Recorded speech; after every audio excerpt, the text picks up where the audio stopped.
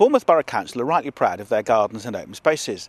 They've just secured some funding and are about to spend £9 million over the next 4 years on refurbishing some of them. They want your help. Councillor Dunlop, we're here in Niverton Gardens, which I understand you want to renovate. Yes, Niverton Gardens is one of our especially fine gardens, and it's part of a parks investment programme which is renovating some of the gardens that need a bit of a facelift. And I think the key to Niverton Gardens is we've got some facilities here that aren't as well used as perhaps they have been. We'd like to give residents the opportunity to consult on how they would like to use the gardens and what they'd like to see here.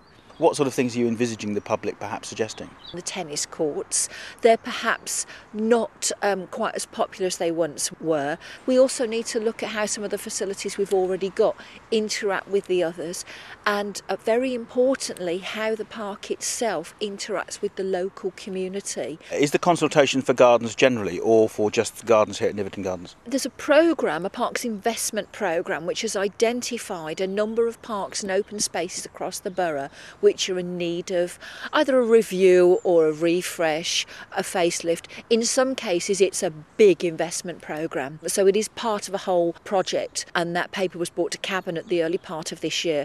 Overall it's just short of a £9 million investment, and it's made up of a number of sources. There's funding we've attracted, matched funding.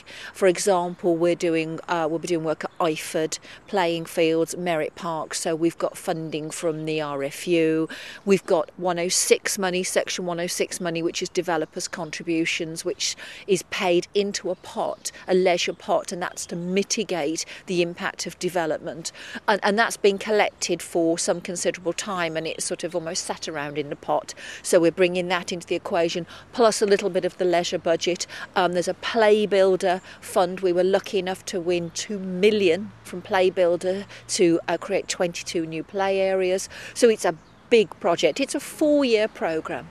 Local consultation will be advertised and people can come along and contribute that way, and then it's usually followed up with questionnaires. Once we've compiled what we feel is a representation of what's needed in the area, we will generally compile a questionnaire, and that will go through to the local houses.